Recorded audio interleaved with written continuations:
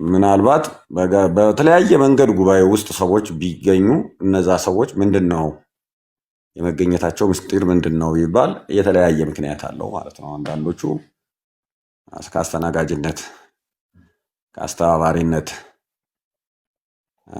አንጻር ነው፣ ቀጥታ ሌላ ቦታ ወክሎ ሳይሆን ጠቅላይ ቤተ ክህነት አካባቢ አገልግሎቱን ከማስተባበር አንጻር የሚገኙ ናቸው ማለት ነው። አንዳንዶቹ ከሙያ አንጻር ፕሬዘንት የሚያደርጉ ማብራሪያ የሚሰጡ ናቸው ማለት ነው። አንዳንዶቹ የመደበኛው የማዕከላዊ የሊቃውንት ጉባኤ አባላት ናቸው ማለት ነው።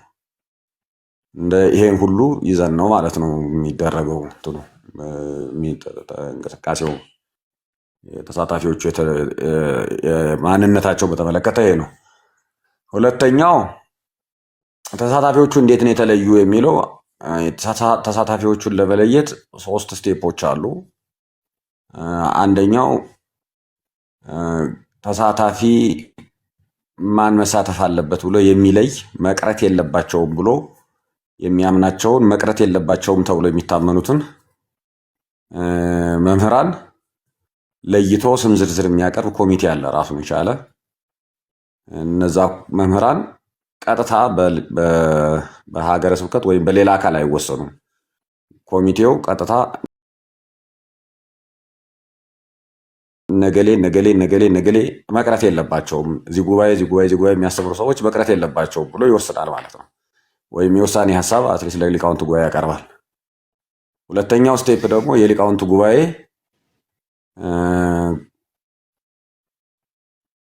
በዚህ ኮሚቴ ከተመረጡት ውጪ ተረስተው ሊሆን ይችላል፣ ወይም ደግሞ ቁጥራቸውን ለመጨመር ሊሆን ይችላል።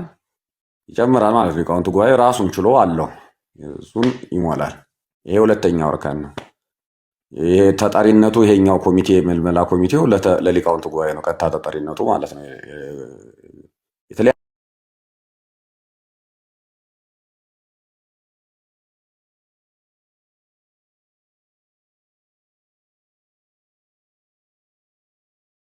ሊቃውንቱ ጉባኤ አባላት አይደሉም። እነዚህን ሰዎች የምታውቋቸውን ምረጡና አቅርቡልኝ ይላል። ከዛ በኋላ እነሱን ይዞ ደግሞ ያጣራል። እየደወለ የተለያየ መንገድ እናንተ ጋር ጉባኤ ሌላ ማን አለ፣ መምህር ማን አለ፣ አዳዲስ ሊሆን ይችላል። መምህራን ማን አሉ፣ አዳዲስ ጉባኤቶች ተከፍተዋል ወይ፣ መምህራን አሏችሁ ወይ፣ መቅረት የሌለበት ብሎ እየደወለ ያጣራና ሊቃውንቱ ጉባኤ እንደገና ይጨምራል ማለት ነው በኮሚቴ የቀረበለትን። ሶስተኛው እርከን ደግሞ አህጉረ ስብከት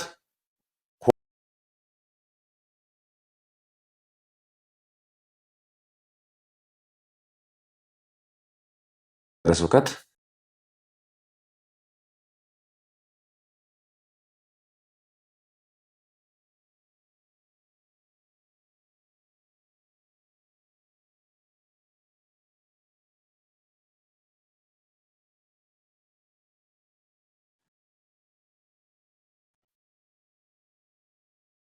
ሰባት ኮታ እንደ ሀገረ ስብከት 7 ኮታ ያለው ቢሆን ወይ 3ቱን ወይ 2ቱን ወይ አንዱ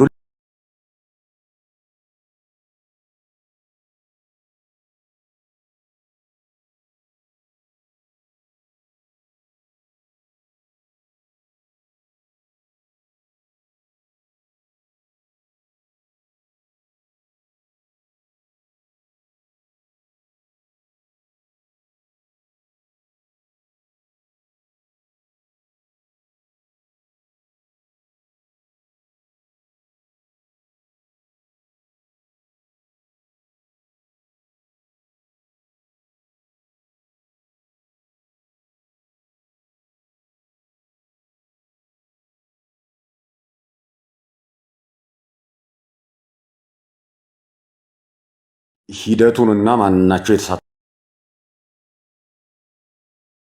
የሚለውን በተመለከተ ይሄ ነው። ሶስተኛ ቀጥታ ያለው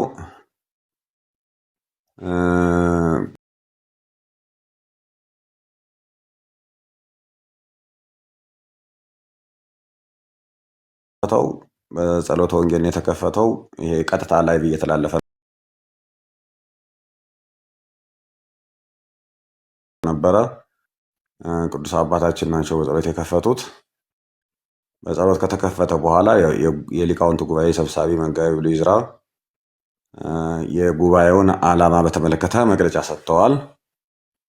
ታሪኩንም ጭምር የሊቃውንት ጉባኤ መነሻ የሆነው ማግራውንድ የሆነው ታሪክ አለ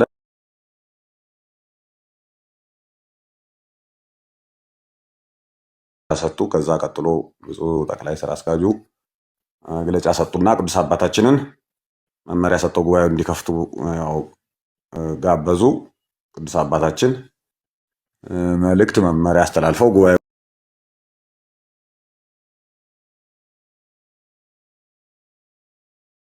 አንድ ቀን የመጀመሪያው ሰኞ አንድ ፕሬዘንቴሽን ተካሄደ። ከፕሬዘንቴሽኑ በኋላ ውይይት ተደረገ።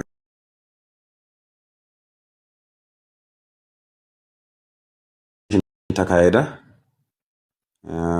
ከሁለቱ ፕሬዘንቴሽንስ በኋላ ሙሉ በሙሉ ማክሰኞ ከሰዓት እና ረቡዕ ጠዋት ግማሽ ቀን ማለት ሙሉ ቀን ግሩፕ ዲስከሽን ሆነ ማለት ነው። 5 ግሩፕ ተከፈሉ። ሁሉም ሊቃውንት 5 ግሩፕ ተከፈሉ። እነዚህን የሚያስተባብሩ ሰዎች ተመደቡ። ሙሉ ቀን ማክሰኞ ከሰዓት ረቡዕ ጠዋት እስከ ምሳ ሰዓት ድረስ እስከ 7 ሰዓት ድረስ ቆይቶ ውይይቱ ዲስከሽኑ ተካሄደ። ያ ደግሞ ሪፖርት ከሰዓት በኋላ ባለው ጊዜ ሪፖርት ቀረበ። ሪፖርቱ 5ቱም በጽሁፍ ሪፖርት አቀረቡ ለጠቅላላ ጉባኤው፣ ተገመገመ፣ አስተያየት ተሰጠ። መጨረሻ ላይ የመዝጊያ ፕሮግራሙ ፎርማሊ ተጀመረ ማለት ነው። መዝጊያ ፕሮግራሙ ሲጀመር ያው ለሚዲያም ክፍት ነበር። አሁን ብፁዕ አባታችንም ቅድም ስትወያዩበት የነበረው ብፁዕ አቡነ እንድርያስ በመዝጊያ ፕሮግራሙ ላይ ነው ያስተማሩት ማለት ነው። የግምገማው ሲደረግ የግሩፕ የውይይቱ ግምገማ ሲደረግ ብፁዕ ጠቅላይ ስራ አስኪያጁም ቅዱስ አባታችንም ቁጭ ብለው ነው፣ ብፁዓን ሊቃነ ጳጳሳትም ቁጭ ብለው ነው ግምገማ የተደረገው ማለት ነው። ስለዚህ የግሩፑ ዲስከሽን ሙሉ በሙሉ ሰምተዋል። ግሩፑ ምንድን ነው የደረሰበት፣ እያንዳንዱ ምን የውሳኔ ሀሳብ ነው የያዘው፣ ምን ድምዳሜ ላይ ነው የደረሰው፣ ምን አይነት ጥያቄ ላይ ነው የተወያየ የሚለውን ሁሉም ቅዱስ አባታችን ጨምሮ በዕለቱ የተገኙ ብፁዓን አባቶችም ብፁዕ ጠቅላይ ስራ አስኪያጁም ባሉበት ነው ማለት ነው የተባለው። አሁን ወደ ተወሰኑ ድምዳሜዎችን በተመለከተ ከመሄዳችን በፊት ዓላማው ምንድን ነው? ይሄ ጉባኤ ሲባል በኢትዮጵያ ኦርቶዶክስ ተዋሕዶ ቤተክርስቲያን እምነቷን፣ ትምህርቷን፣ አስተዳድሯን፣ ትውፊቷን፣ ታሪኳን በተመለከቱ ጉዳዮች ላይ አጠቃላይ በአንድ ቋንቋ ለመግለጽ ሁለንተናዊ በሚባል መንገድ ሃይማኖታዊ፣ መንፈሳዊ እውቀት በሚያስፈልጋቸው ማንኛውም ጉዳዮች ላይ መምህራን እንዲመክሩ መክረውም ችግሮችን ለይተው ለችግሮች መፍትሄ የሚሏቸውን ሀሳቦች እንዲያቀርቡና አቋም እንዲወሰድ ከዛም ደግሞ አቋሙ በቅዱስ ሲኖዶስ ተመርምሮ ጸድቆ ለቤተክርስቲያኒቱ መመሪያ እንዲሆን ነው። አጠቃላዩ ዓላማ ይሄ ነው። ስለዚህ አንዳንድ ችግሮችን በጣም በጥልቀት ሰፊ በሆነ መንገድ ውይይት ተደርጎባቸዋል። ብዙ ሰዓት ተሰጥቷቸዋል። ብዙ ጥያቄዎች ተነስተዋል። በጣም ብዙ ማብራሪያዎች ተሰጥተዋል። በጣም ኢንተረስቲንግ በሆነ በጣም አስደሳች በሆነ መንገድ ረጅም ሰዓት ኦልሞስት 1 ሰዓት ተኩል 1 ቀን ተኩል ማለት ነው። ሰኞ ዕለት ከሰዓት ዲስከሽን ነበረ። ረቡዕ ከሰዓት ዲስከሽን ነበረ። ረቡዕ ጠዋት ዲስከሽን ነበረ። ማክሰኞ ከሰዓት፣ ረቡዕ ጠዋት፣ ሰኞ ከሰዓት ግማሹ የውይይት ጊዜ ነው እንዳለ ማለት ግማሹ ቀን የመክፈሻ ጊዜ ከመምጣቱ እና ለፕሬዘንቴሽን ከመሰጠቱ ውጭ 3 ፕሬዘንቴሽን የተካሄዱት 3ቱም ፕሬዘንቴሽኖች ደግሞ ከቀጥታ ከዲስከሽኑ ጋር የተያያዙ ናቸው። አንደኛው የተማከለና ያልተማከለ የቤተክርስቲያን አስተዳደር ችግሮቹና ጥቅሞቹና ጉዳቶቹ የሚል ነው። ዲቴይል በመንፈሳዊ ዘርፍ ምክትል ዋና ስራ አስኪያጅ ንውረድ ኤልያስ አብርሃ የቀረበ ነው። አንደኛው ደግሞ ዕቅበተ እምነትን የሚመለከት ነው። በረዳት ፕሮፌሰር ቀሲስ ግርማ ባቱን የቀረበው። አንደኛው ደግሞ አርትዖትን የሚመለከት ማለት ነው። አጠቃላይ የታሪክ፣ የትምህርት፣ የእምነት ስራዎችን የማቅናት የማርታት ኤዲት የማድረግ ስራ ምንድን ነው? ምን አይነት መንገድ ብንጠቀም ነው ሊያዋጣ የሚችለው? ለምንድን ነው ያስፈለገ የሚለውን የሚያቀርብ ነው። መምህር ዳንኤል ሰይፈ ሚካኤል ናቸው ያቀረቡት። እነዚህ ፔፐሮች ቀጥታም ስለተላለፉም በሚዲያም ላይ ስላሉ አዎ ታውቋቸዋላቸው። ይሄ ነው የነበረው። እነዚህ ለውይይቱም ግብዓት ናቸው ራሳቸው ቀጥታ ማለት ነው። ከዛ በኋላ ጥያቄዎች አሉ። የውይይት ጥያቄዎችን መሰረት አድርጎ ውይይት ተደረገ። መጨረሻ ላይ ሪፖርቱ ተደረገ፣ ተሰማ። ይሄ ለሚዲያ ዲስከሽኑ እና የዲስከሽኑ ሪፖርት ለሚዲያ ዝግ ነው። እሱ ካለቀ በኋላ መዝጊያው ላይ የአቋም መግለጫ ወጣ። አቋም መግለጫው ላይ ኦልሞስት በጣም ጥቂት የሚባሉ የጉባኤው ድምዳሜዎች በጣም በጥቂቱ የተወሰኑት ተካተዋል ማለት ነው። 5 ፔፐር ከአቋም መግለጫው ጋር ተያይዘው ለሲኖዶስ ሪፖርት የሚደረጉ 5 ፔፐሮች አሉ። እነዛ ፔፐሮች 5ቱም ፔፐሮች አንዳንዶቹ እስከ 10 ገጽ፣ አንዳንዶቹ 7-8 ገጽ፣ አንዳንዶቹ 5-6 ገጽ ናቸው። እነሱ ዶክሜንትድ ሆነዋል ማለት ነው። ከፕሬዘንቴሽኑ ጋር የግሩፑ ዲስከሽን ውጤት እና የአቋም መግለጫው ፕሬዘንቴሽኑ ሶስቱ አብረው በሲኖዶስ ጽሕፈት ቤት ፕሮሰስ እንዲደረጉ እና እነሱ ለድምዳሜ ለሲኖዶስ የሚጸድቁበት መንገድ እንዲፈለግ የሚታረሙትም እንዲታረሙ ማስተካከያ የሚያስፈልጋቸው ነገሮች ማስተካከያ እንዲደረግባቸው ይፈልጋሉ ማለት ፕሮሰስ ይደረጋሉ። ራሱን የቻለ የፕሮሰስ ሂደት ስላለው የቢሮ ስራ ስለሆነ በነጥብ ላይ አጠቃላይ ምንድን ናቸው የሚለው ወደ 11 ጥያቄዎች ስለነበሩ የዲስከሽን የጥያቄዎች ፖይንቶች ስለነበሩ ለ5ቱ ግሩፕ የተወሰዱ ኦልሞስት 2 አንድ ግሩፕ ነው 3 የውይይት ተወያየ እንጂ 2 ግሩፕ 2 ጥያቄዎች ላይ ነው ውይይት የተደረገው። ድምዳሜዎቹ ግን አንዳንዶቹ ቀጥታ ሃይማኖታዊ ናቸው ውይይቶቹ፣ አንዳንዶቹ ደግሞ ከአስተዳደር ጋር ከስርዓተ ቤተክርስቲያን ጋር ከታሪክ ጋር የተገናኙ ናቸው እና ከድምዳሜ አንጻር ለምሳሌ ነገረ ማርያም ሊሆን ይችላል፣ ነገረ ክርስቶስ ሊሆን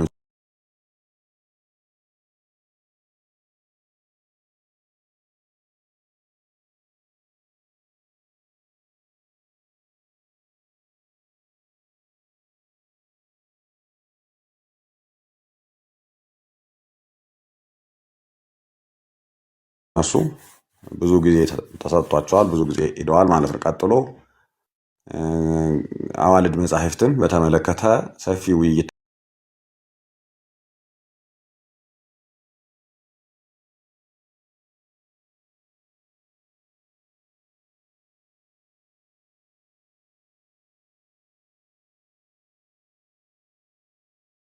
ሶስተኛ አራተኛ ምለው ማለት ነው። እዛ ቀጥሎ ደግሞ ቅዱስ ሲኖዶስ ሊያቸው የሚገባል የሚባሉ ኢሹ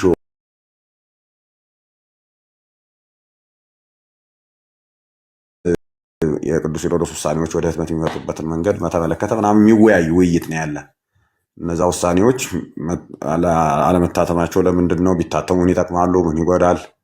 መታተማቸው ምን ይጠቅመናል? ስለዚህ ቢታተሙልን የሚያስፈልጉት ነገሮች እና ወደፊትም ደግሞ መወሰን ያለባቸው እስካሁን ድረስ ውሳኔ ያልተሰጣቸው ነገሮች ካሉ እነሱን የሚያሳስብ ነው። ሌላ ቅበተ እምነትን ይመለከታል። እነዚህ አይነት ነገሮች ናቸው አጠቃላይ ውይይቱ ዲስከሽን ውስጥ የነበሩት ማለት ነው። ይሄ ሪፍሌክት ተደርጓል በእንትኑ በአቋም መግለጫው ላይ ግን በጣም ከዲስከሽኑም ከውጤቱም አቋም መግለጫው የተወሰነውን ስለሆነ ሪፍሌክት ያደረገው በአቋም መግለጫ ውስጥ ዲቴይል መሄድም ስለማይቻል በዚህ መንገድ ነው የነበረው ማለት ነው። አሁን ከሂደቱ አንጻር ያው ዋናው መረዳት ያለብን ብዬ የማስባቸው እነዚህ ፖይንቶች ናቸው 5ቱ። ከዚህ ውጪ የእንትኑን የነበረውን አጠቃላይ ሁኔታ ኢምፖርታንሱን የጉባኤውን ኢምፖርታንስ በራሴ ሪፍሌክት ማድረግ እችላለሁ። በጣም ጥሩ ሁኔ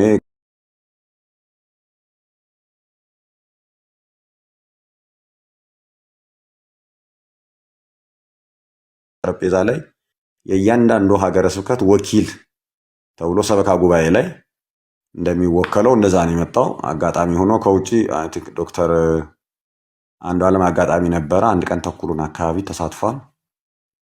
ከውጪ ያው ሰው ቀጥታ ስላልተጋበዘ መጋበዝ መቻል ነበረበት። ፊትም ያው እንደዚህ አይነት ጥያቄዎች ነበሩ፣ ግን አልተሻለም በአንድም በሌላም። እንዲህ ከውጪ ሰበካ ጉባኤ ሲሆን የውጭ ሀገረ ስብከትንም ጭምር ይወክላል። አሁን በእነሱ አልተወከሉም እንጂ አሁን ኢትዮጵያ ከሁሉም አለ። ሌላው ፎርማሊ ያው በትግራይ ሀገረ ስብከት ያሉትን ያው ያለው ሁኔታ ተጨባጭ ሁኔታ ስለማይፈቅድ እዛ ያሉትን ሊቃውንት ማሳተፍ አልተቻለም። መጽሐፍም ጥሪ ማድረግም ስለማይቻል ከዚህ ክፍተት ውጪ ሌላው ከሁሉም የኢትዮጵያ ክፍል አለ። በጣም ኢንተረስቲንግ ነው። ደግሞ በእውቀት በጥባት በሚያስገርም ድፍረት በሚያስገርም መንፈሳዊ ቅናትና ተቆርቋሪነት አባቶችን በሚያከብር ቤተክርስቲያንን በሚያከብር ሊጠብቅ በሚፈልግ መንፈስ በጣም በተገረሙበት መንገድ እያንዳንዱ ተወያይ ደግሞ በፍቅርና እርስ በርሱ ተከባብሮ ዲስከስ ያደረገ ነው። በጣም ሆት ቢሆንም እንኳን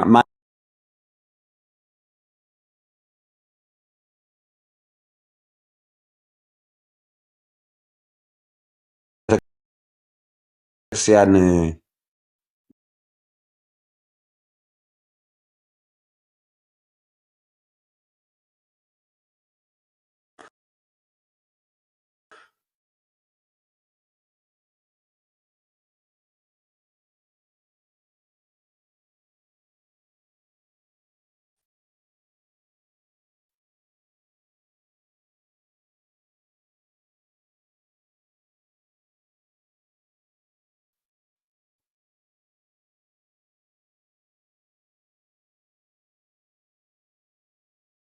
የጠብቀው በውሳኔ ሌላ አካል መግለጥ ያለባቸው ነገሮች ስላሉ ወይም የቅዱስ ሲኖዶስ ውሳኔ የሚፈልጉ ነገሮች ስላሉ እነሱን እየጠበቅን ግን እኔ በጣም የተደሰቱበት ብዙ ሊቃውንትም የተደሰቱበት ታሪካዊ የሆነ ጉባኤ ነበረ። ይሄ ይበቃል። አይ ቲንክ እግዚአብሔር ያክብረልኝ። እናመሰግናለን መጋቤ። ጥሩ እንትን ይሰጣል።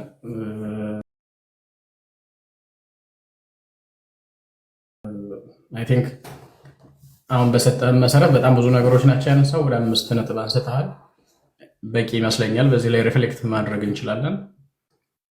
እኔ ግን አንድ ጥያቄ አለ። ምናልባት ያው ክሊር ብታደርገው ወደ ውይይት ከመግባታችን በ5 ቡድን ተከፋፍሎ ውይይት ተደርጎ ነበረ። ወደ 11 የሚሆኑትን ጥያቄዎች ተከፋፍሎ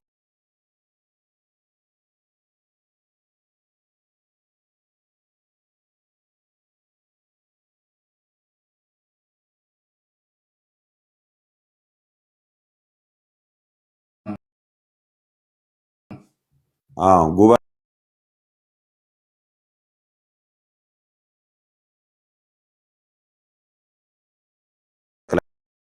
ስራ አስኪያጁ ነው ሪፖርት የሚያደርጉት።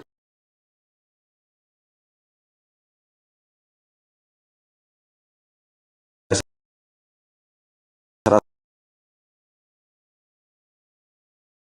አስኪያጁ ብፁዕ አባታችን ብፁዓን ሊቃነ ጳጳሳትም ቁጭ ባሉበት የአምስቱም ቲም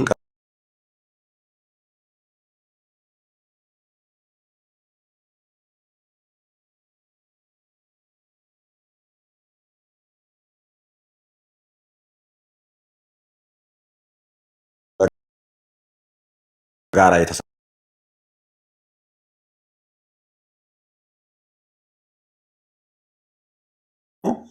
የአቋም መግለጫ አቅራቢዎች ቃለ ጉባኤ ጸሐፊዎችም ያንን ፋይል ይዘው ነው አቋም የሚወስዱት። ፋይሉ ኑሯቸው ማለት ነው። 5ቱን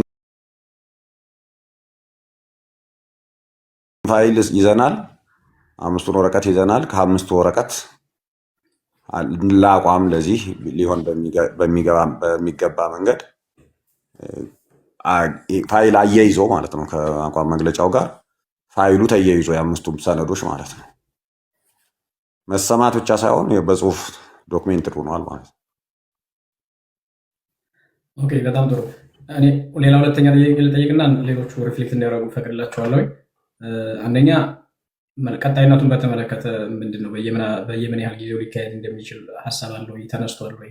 ኮንቲኒቲ ይኖረዋል የሚለውንም እሱ ላይ ተናግረው ከሆነ ወይም የሚሰርገው ከሆነ እሱን በተመለከተ አንዱ ትክክል ነው። አንዱ የዲስከሽኑ እዛው ላይ እንድታነሳው ግን ድክመቱና ጥንካሬውን እስገምግማቸዋል ማለት እሱን ስራ ኮሚቴው ሊሆን ይችላል የሚገመግመው። ምናልባት እንደው ከቲሙም ተነስቶ ከሆነ ለወደፊት ማስተካከል ያለበት ቀጣይነት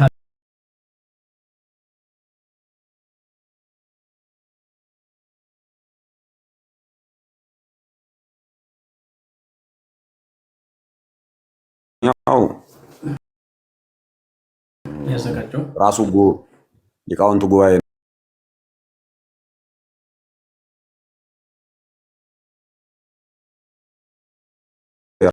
ራሱ ግምገማ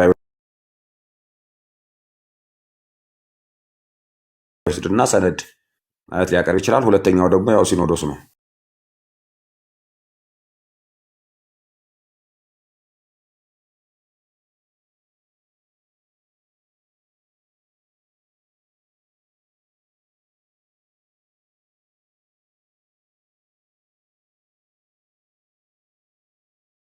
ደረሰ ብለው ከተቀመጠለት ዓላማ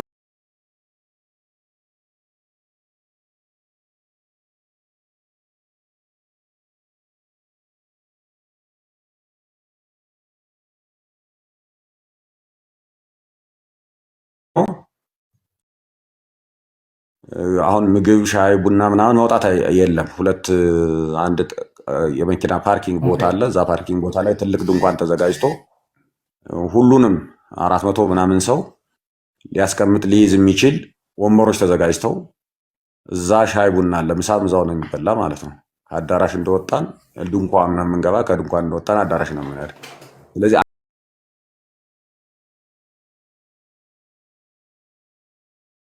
አብዛኛው ይገኛል በጊዜ ማለት ነው። ስለዚህ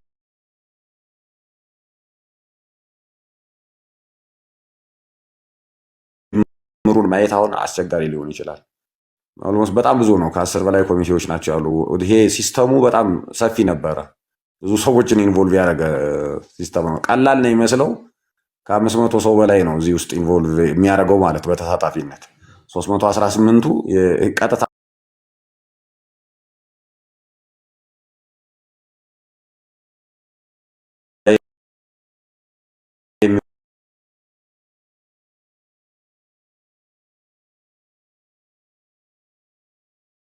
ቀጣይነቱ በተመለከተ በጉባኤው በዋናው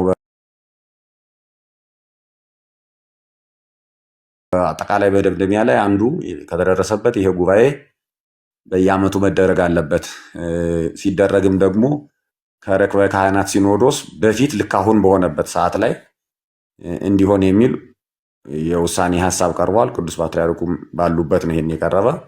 አሁን ይሄ ቅዱስ ሲኖዶስ ከተቀበለው እና ካጸደቀው ከሲኖዶስ በፊት እየተገኘ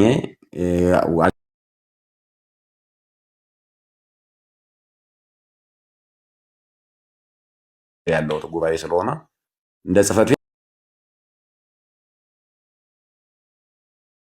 ቤት የሊቃውንቱ ጉባኤ ጠቅላይ ጽሕፈት ቤት ውስጥ ያለው ጽሕፈት ቤት እንደ መምህራን ደግሞ አጠቃላይ እንደ ቤተክርስቲያን ሊቃውንቱ ደግሞ አጠቃላይ እነዚህ እየተጋበዙ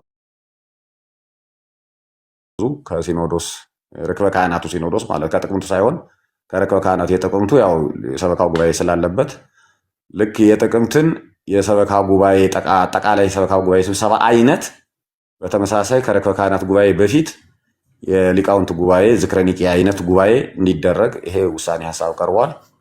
ከጸደቀ ቋሚ ይሆናል። ምናልባት የሰው ቁጥሩ በዚህ መንገድ ላይሆን ይችላል። በጣም ከፍተኛ ገንዘብ ሞቢላይዝ የሚያደርግ ስለሆነ ማለት ነው። የጽሕፈት ቤት የሊቃውንት ጉባኤን በየሀገረ ስብከትም የማደራጀትና የተደራጀው የሊቃውንት ጉባኤን በሀገረ ስብከት በራሱ እየወሰነ ተጠሪነቱ ለማዕከላዊ የሊቃውንት ጉባኤ ጽሕፈት ቤት ሆኖ በሀገረ ስብከት ደረጃ እየወሰነ በየዞኑ ወኪል እየመጣ 50፣ 60፣ 70 የሆኑ ዞኖቹ ሀገረ ስብከቶቹ በእነሱ በ70፣ በ50፣ በ60 ሰው ተመሳሳይ የርክበ ካህናትን የሲኖዶሱን አይነት ዘንድሮ የተደረገውን ከፍተኛ ቁጥር ባያሳትፍ እንኳን ሊኖር ይችላል የሚል እምነት አለኝ እኔ። ምክንያቱም ኦልሬዲ ይሄ ውሳኔው የጉባኤ ውሳኔ ነው። ውሳኔ ሀሳብ አቅርቧል። ቅዱስ ሲኖዶስ አጽድቆ በጀት ሲመድብለት መንቀሳቀሱ አይቀርም በዚህ መንገድ ማለት ነው።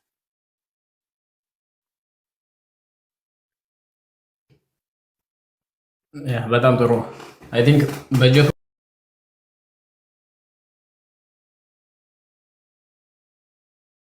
ቤተክርስቲያን ልጆች አሉ ይሄንን ማገዝ የሚችሉ ማድረግ ይቻላል፣ ማስተባበር ይቻላል።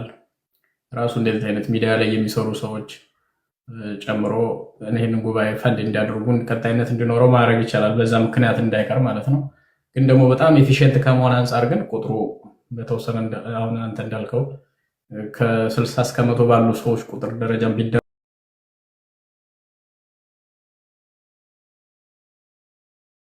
ባይዘወይ እሱም መጥፎ እንትን አይደለም። ሁለቱን አጥንቶ ለይቶ ግን በደንብ ቢያዝ ማለት ነው። እኔ እንደዛ የሚል ሀሳብ አለኝ። የኔን ሀሳብ ከሰጠው እንግዲህ ሌሎች አባቶች ሪፍሌክት እንዲያደርጉ ፈቅድላቸዋለሁ። ለምን 3 ቀን ብቻ ሆነ የሚሉ አሉ።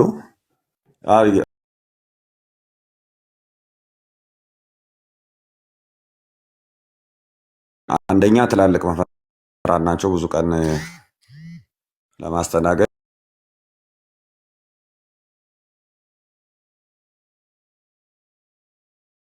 አንዳንድ ደግሞ የተወሰኑ አካላት ባንክ ቤቶች ምናምን ስፖንሰር አድርገው ነው የተወሰነ ይንቀሳቀሰ እንጂ ይሄ ከፍተኛ ነው። አንደኛው ምንድነው በሀገር አቀፍ ደረጃ አብዛኞቹ በመኪና መንቀሳቀስ አይችሉም። ይሄን ሰው መረዳት አለበት። ያለው አደጋ ከፍ ያለ ስለሆነ ኦልሞስት 80% ማለት ይቻላል 80% የሚሆኑት መምህራን ወይም ታዳሚዎች የሚንቀሳቀሱት። ይሄ ደግሞ ከፍተኛ ወጪ ነው የሚጠይቀው። ስለዚህ እኛ አስበንበት ነው ኦልሬዲ እንደዚህ አይነት ነገሮችን አንደርስታንድ አደርጋለሁ ስላለሁበት ማለት ነው። ይሄ እንደውም በጣም ኮስቲ በሆነ መንገድ የተደረገ ጉባኤ ነው። ኔክስት ሰላም ከመጣ መኪና ተጠቅመን በጣም ራቅ ያሉት አካላት ብቻ የአባቶች ሊቃውንት ብቻ በመኪና እንዲመጡ ቁጥርም ከተባለ እንደዚህ ቀነስ አድርገን ከመጣ ዋይኖት 1 ወር ሊሆን ይችላል ሊወስድ የሚችል ነገር 2 ሳምንት 3 ሳምንት ሊሆን ይችላል። በዚህ በጀት 2-3 ሳምንት መቆየትም የሚቻልበት እድል ይኖራል ብዬ ገምታለሁ። ምዕመናኑን ደግሞ ማሳተፍ ቢያንስ ያለ አቅም ያላቸው ሰዎች አንድ ሰውም 2 ሰውም እንዲያስተናግዱ በማድረግም ይቻላል። ይሄ በነገራችን ላይ ቀላል ነው። በዚህ መንገድም ማድረግ ይቻላል። ግን ብዙ ሎጂስቲክስ የሚፈልግ ጉባኤ ነው። ይሄ ትንሽ ነገር አድርጋቸው አትዩት ማለት ነው። በጣም ጥሩ መጋቤ አባቶችም አሉ። በረከት ስለ ሪፖርቱ እንግዲህ ያው መጋቤ ስላጋራን ምንድነው ኢንተረስቲንግ የሆነ ነገር ዶክተር ኢንተረስቲንግ የሆኑ ነገሮች እዚህ ኮሜንት ላይ እያነበቡ ስለሆነ የቴዎሎጂያን እና በአብነት ትምህርት ቤቶች መካከል ያለው ክፍተትስ እየተነሳ ነው? ያው ልዩነቱ እየተነሳ ነበር ወይ? አንዱ ኢንተረስቲንግ ኢሹ የነበረው ይሄ ነው።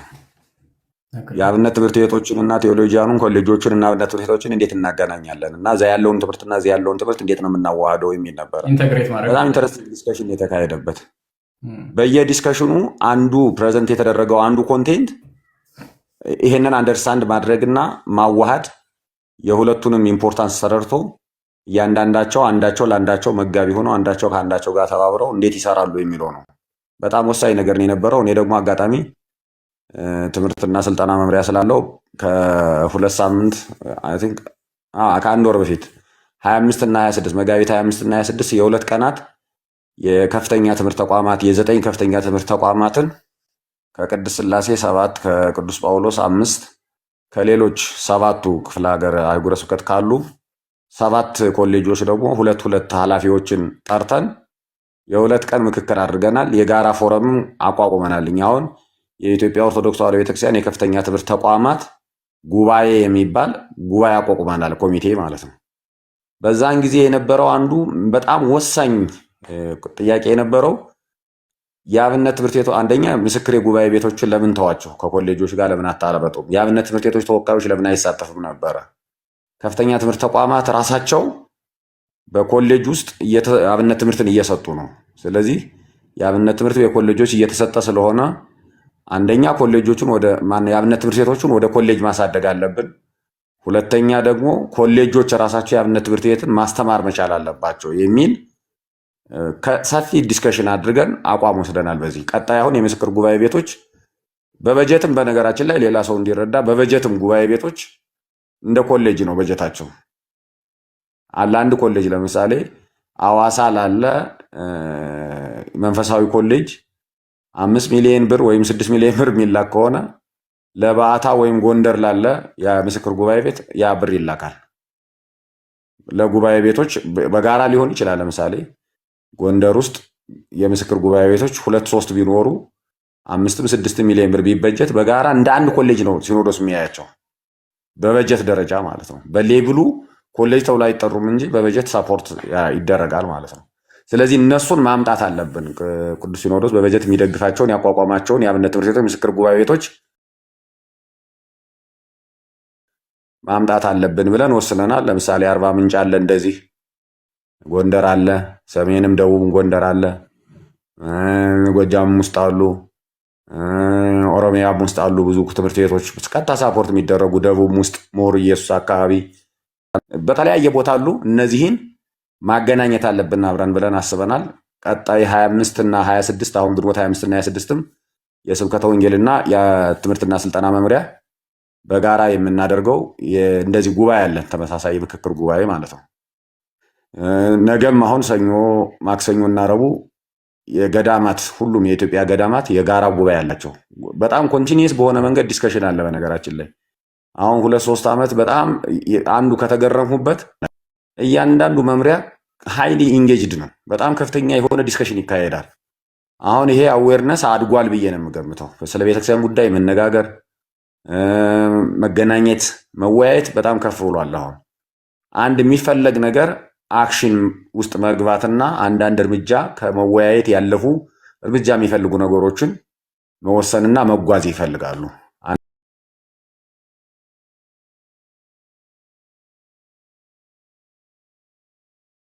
ቢሰሩት የተሻለ ሊሆን ይችላል። ለምሳሌ የትምህርትና ማሰልጠኛ መምሪያ ከሰንበት ትምህርት ቤቶች ጋር ሊሆን ይችላል፣ ከሊቃውንት ጉባኤ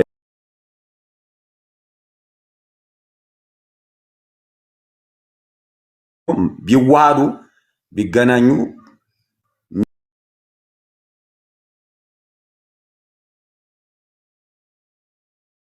የየራሳቸውን ደግሞ ለየራሳቸው ሊያሳኩ ይችላሉ ማለት ነው እና ይሄ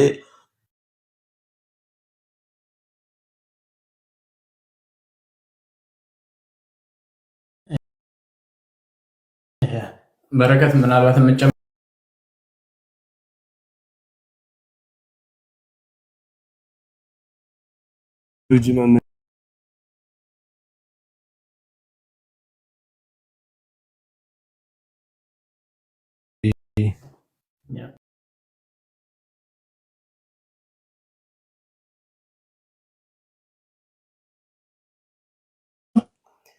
እኔ በጣም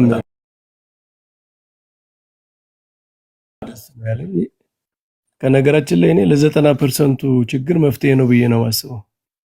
በጣም እኔ ሁሌ ይገርመኝ ነበር በሁለቱ አካላት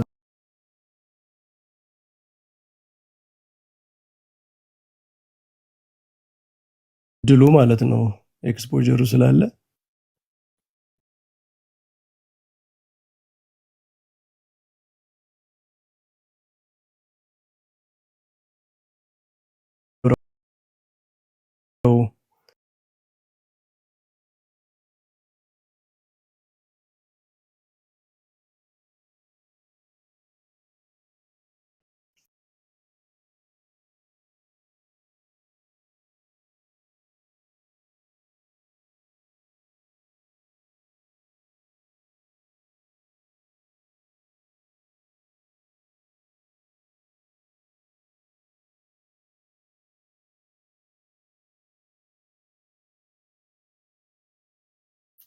ይረዳሉ እና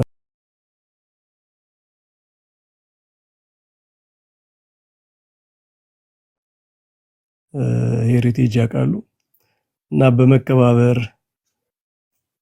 ላይ የተመሰረተ ስራ ቢሰራ ኢትዮጵያ ቤተክርስቲያንን አገልግሎት በጣም ከፍ ወዳለ ደረጃ ችግሮችን መቅረፍ ብቻ ሳይሆን በዓለም አቀፍ ደረጃ ራሱ ሻይን የሚያደርግ ስራ መስራት ይችላሉ ብዬ ነው ያሰብኩት። ይሄ አንድ ደስ ብሎኛል። ሁለተኛ ትንሽ ፈገግ ያስባለኝ ግን ያው እኔ ቅኔ ስላልተማርኩ በደንብ አልተረዳሁትም፣ ግን ቅኔ ሲቀኙ የኔታ ቅዱስ ያሬድ እስመ አልቦ ቆስጠንጢኖስ የሚል ቃል ሰማውና የሆነ ሀዘን ላመንቴሽን መሰለኝ እየሳኩ ነበር።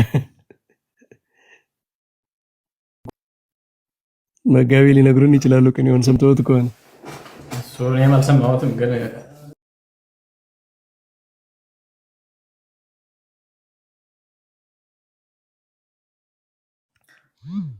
ያ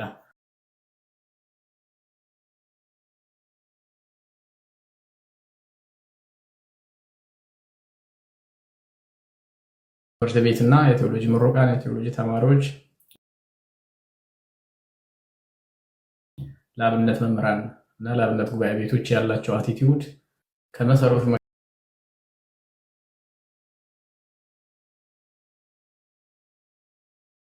ምክንያቱም ያመለካከቱ አቲቲዩዱ ራሱ ካልተ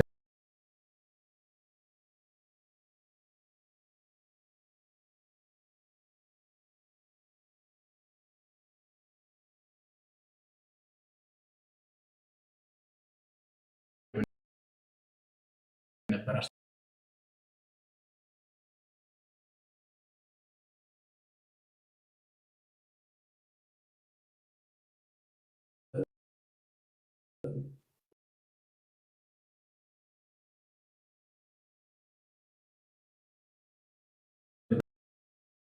አድርጎ መሰረት መገንባት አለበት ብዬ የማስበው ነው። ሌላ ጊዜ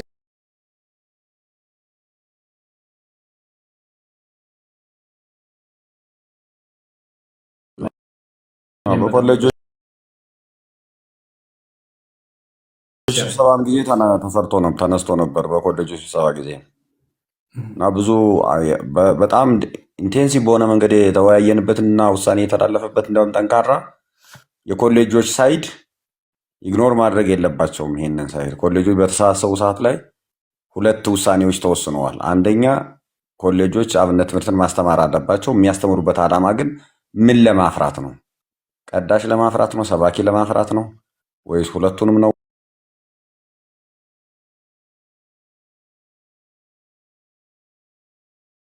ኮሌጅ መሄድ አለባቸው ተብሎ ጥያቄ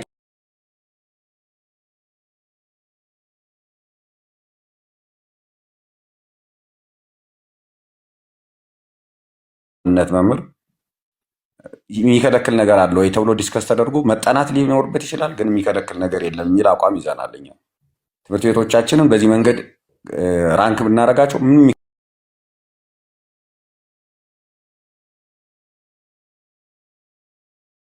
መፈጠር አለባቸው። ከዛ ያንን ክራይቴሪያ አቺቭ የሚያደርገውን ሰው እንዴት ኢቫሉዌት እናደርገዋለን፣ እንዴት ነው ያ ሰው ኦነር የሚደረገው የሚለውን መስማማት እና በትክክል እንደውም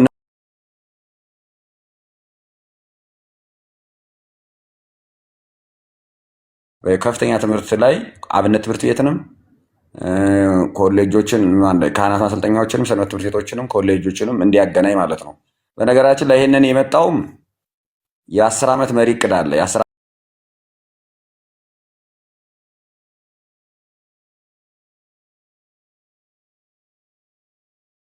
ዘርፍ ላይ ያሉ ግቦች ናቸው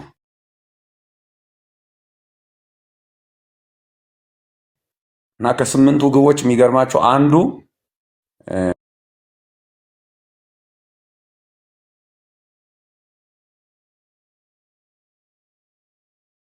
ስርዓተ ትምህርት እንዲኖራቸው ተልእኮ እንዲኖራቸው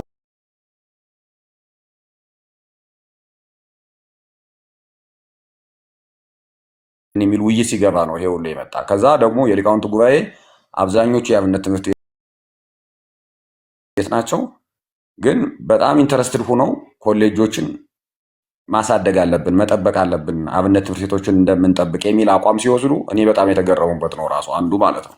ምክንያቱም በሁለቱም ሳይድ ግንዛቤ እንዳለ እርስ በርስ ከመከባበር አልፎ መዋሃድ አንዱ ሆኖ መስራት አለብን የሚል እንደመጣ ተረድቻለሁ እና ይሄ በጣም ኢንተረስቲንግ የሆነ ነገር ነው።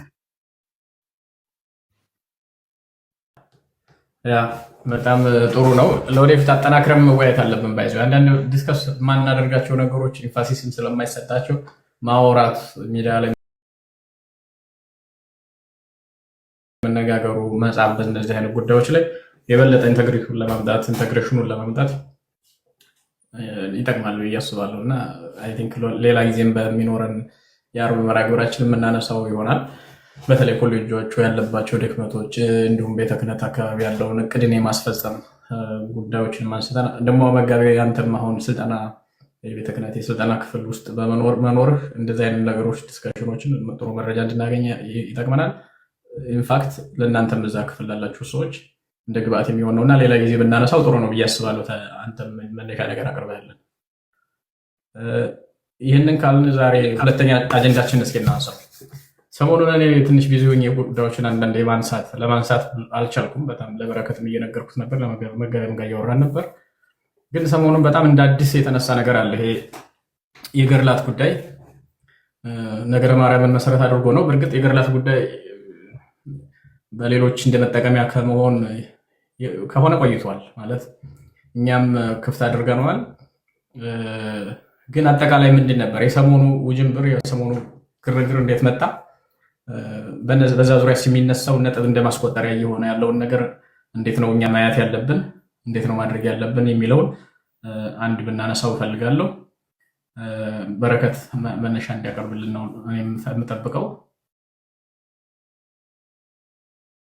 አንደኛ መጽሐፍቱን ገድላት ምንድን ናቸው የሚለውን የመጽሐፍ ስልጣናቸውንስ በተመለከተ፣ ሁለተኛ ነገር አሁን ያለው ችግር ፕራክቲካሊ ምንድን ነው ማለት ችግር ማለት በምዕመናኑ በኩል ያለው መረዳት መታወክ፣ እንደገና ደግሞ ከውጭ ያለው ፕሮቴስታንቱ የሚሆን ተሐድሶ እንደ ትልቅ ኢንስትሩመንት እሱን ብቻ ይዞ አታክ የማድረግ ያለክ እንደ ትልቅ ቡሌት እየተጠቀምበት ያለው እሱንም በተመለከተ፣ በሶስተኛ ደረጃ ደግሞ ቤተክርስቲያንስ ምንድን ነው ማድረግ ያለባት እንደዚህ አይነት ግርግር ሲመጣ? ምክንያቱም ቤተክርስቲያን አንዱ ዓላማ የውጭ ያሉትን ማምጣት ያሉትን ደግሞ መጠበቅ ነው። አሁን እነዚህ ጉዳዮች በጠላቶች የሚጠቀሙባት ከሆነ እንዴት አንድ ማድረግ አለባት፣ እንዴት መያዝ አለባት የሚለው ውይይት ይፈልጋል። እሱ ላይ በመጨረሻ ደግሞ ያው በረከት እንዲለን ወይም ደግሞ እኛም ሪፍሌክት እናደርግበታለን ሁላችንም። ምዕመናንስ ምንድን ነው ማድረግ ያለባቸው? ፓርቲኩላርሊ እንግዲህ አሁን ክርክሩ እንደ ጦርነት እንውሰደውና የመሳሪያ ምርጫ እየተደረገ ነው። ምርጫ የመረጠው ከሌላ ሳይድ ያለው አካል ገርላት ሲሆኑ እንዴት እንረዳው፣ እንዴት እናስረዳው፣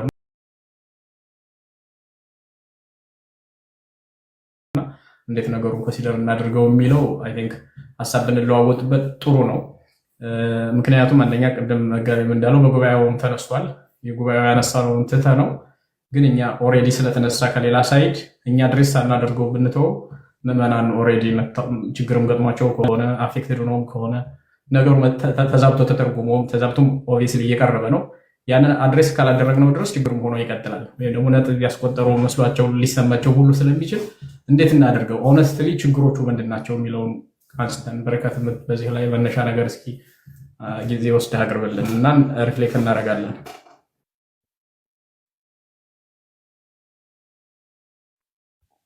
እሺ፣ በመጀመሪያ የቤተ ክርስቲያን አስተምህሮ ገድላት፣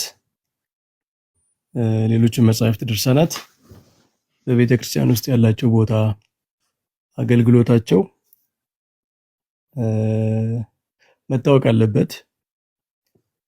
ቤተ ክርስቲያን እንዴት ነው የምትጠቀምባቸው፣ እንዴት ነው የምትገለገልባቸው የሚለውን ነገር አይ ቲንክ በደንብ ማስተማር የሚያስፈልግ ይመስለኛል። ጥያቄ ከየትም ይምጣ ቤተክርስቲያን እንደ በጎ ነው የምታየው። ከነገራችን ላይ በጣም ብዙ መጽሐፍት፣ የሊቃውንት መጽሐፍት የተጻፉት በአንደኛው፣ ሁለተኛው፣ በሶስተኛው ክፍለ ዘመን ከውጭ ያሉ ሰዎች ሲጠይቁ ነው። አብዛኞቹ አፖሎጀቲክ ናቸው እና ቤተክርስቲያን ከውጭ የሚመጡ ተጽዕኖዎችን ለበጎ ተጠቅማ ምዕመናን የበለጠ እንዲረዱ የበለጠ እንዲያስተውሉ የማስተማሪያ መንገድ ይሆናል ማለት ነው። እግዚአብሔር መቀስቀሻም የሰነፍነው እንድንጠነክር በደንብ እንድንሰራ ማረጊያ ነው። እኔ እንደዚህ ነው ሁሉንም ነገሮች እንደ በጎ እድል ነው ማያቸው። ለቤተ ክርስቲያን ፈተናዎች፣ ተግዳሮቶች፣ ቻሌንጆች ሁሉ እድሎች ናቸውና በዚህ አሁን በቃ ቤተክርስቲያን ስለ ቤተክርስቲያን ትምህርት እኮ ጥቅስ ጠቅሶ መነጋገር በጣም ሬር ነው የምታገኘው። በየመድረኩ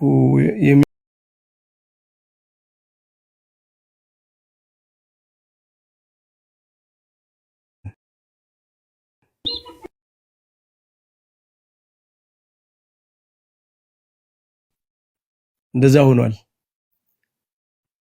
ስለዚህ አንደኛ ስለ ገድላት ማስተማር ያስፈልጋል። ገድላት በመጀመሪያ የገድላት አገልግሎት ምንድነው? ጥቅማቸው ምንድነው? ኦቶሪቲያቸው እስከምን ድረስ ነው? በገድላትና በሌሎቹ መጽሐፍት መካከል ያለው ግንኙነት ምንድን ነው? በቅዱሳት መጻሕፍት በትርጓሜ ቤት ያሉ መጻሕፍት ትምህርቶች አሉ። የቤተ ክርስቲያን መደበኛ ትምህርቶች አሉ። ጸሎተ ሃይማኖት፣ የጸሎተ ሃይማኖት ማብራሪያ፣ ትርጓሜ፣ ምዕመናን አምነው የሚጠመቁበት የቤተ ክርስቲያን ትምህርት አስተምህሮች አሉ። ከነሱ አንጻር ገድላት እንዴት ነው የሚታዩ? ምንድን ነው ይሄ በሁለቱ መካከል ያለው ዳይናሚክስ ግንኙነት ምንድን ነው? ቤተክርስቲያን አዋልድ ነው የምትላቸው። አዋልድ ማለት የዋናው መጽሐፍ ልጆች ማለት ነው። እሱን የሚመስሉ እሱን የሚያንጸባርቁ ልጅ ማለት የወለደውን የሚያሳይ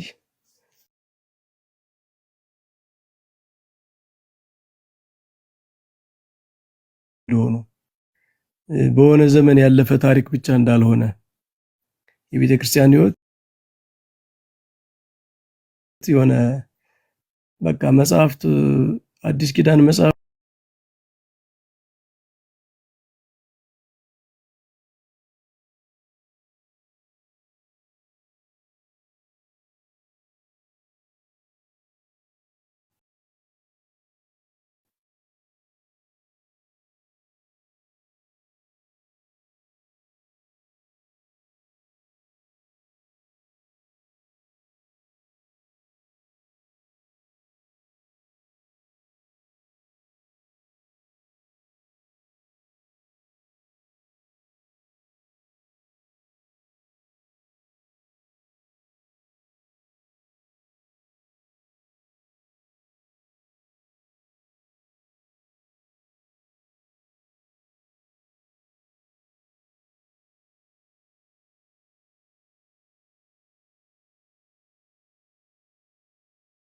ላት ድርሳናት በየዘመኑ የሚጻፉ ጽሁፎች አስፈላጊ ናቸው።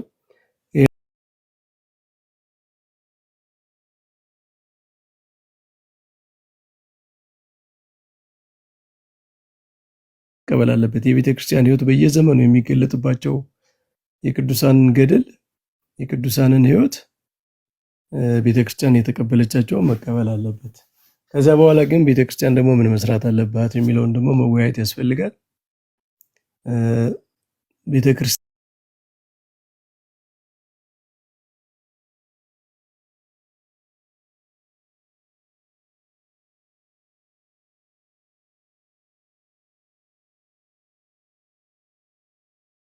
ትመረምራለች። ከነገራችን ላይ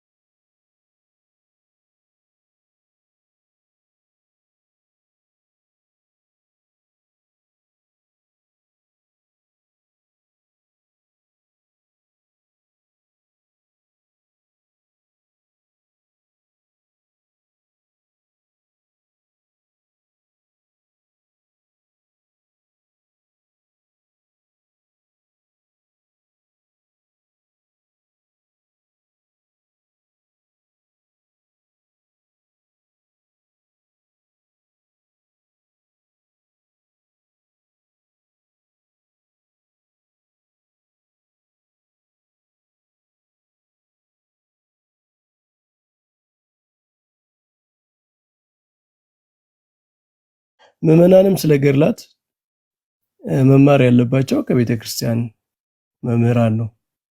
ምክንያቱም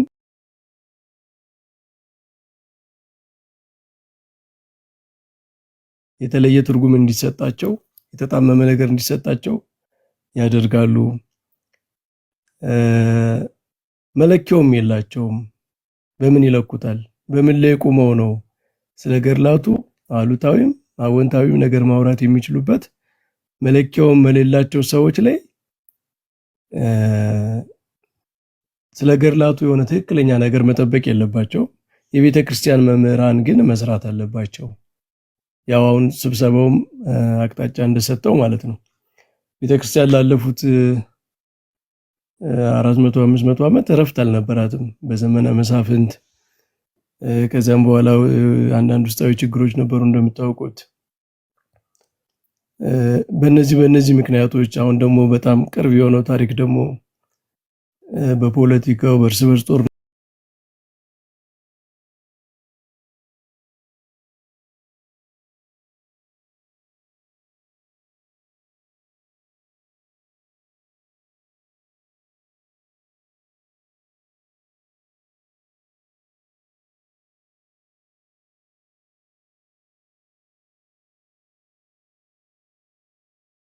በዚህ ሁሉ ችግር ውስጥ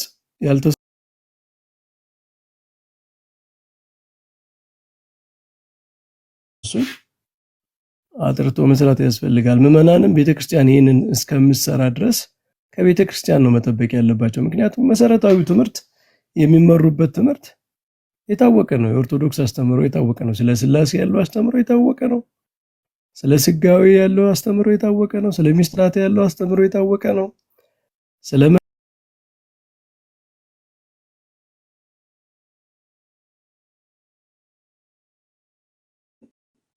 መሰረታዊው ዋናው አስተምሯ መስመሯ ሃይዌው የታወቀ ነው።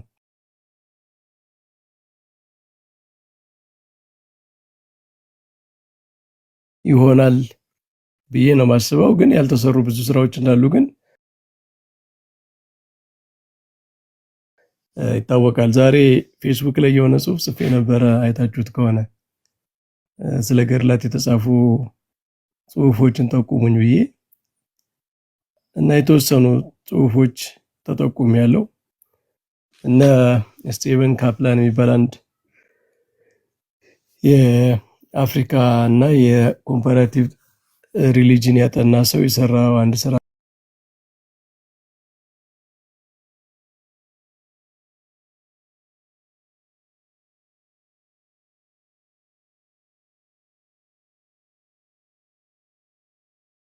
በተለይ እኔ ጥሩ ይሆናል ብዬ ነው ማስበው። በእኛ ቋንቋ የተጻፈም ስለሆነ በጣም ለእንትናችንም ቅርብ ስለሆነ በአማንም ጥሩ አቅም ያለው ነገሮችን በደንብ ማስተዋል የሚችል ወንድማችን ስለሆነ እኔ እሱን በደንብ ቢሰፋ ምዕመናን ስለ ገድላት ምን ማሰብ እንዳለባቸው እንዲያግዝ እንዲህ አይነት ስራዎች መበርከት አለባቸው ብዬ ነው ማስበው።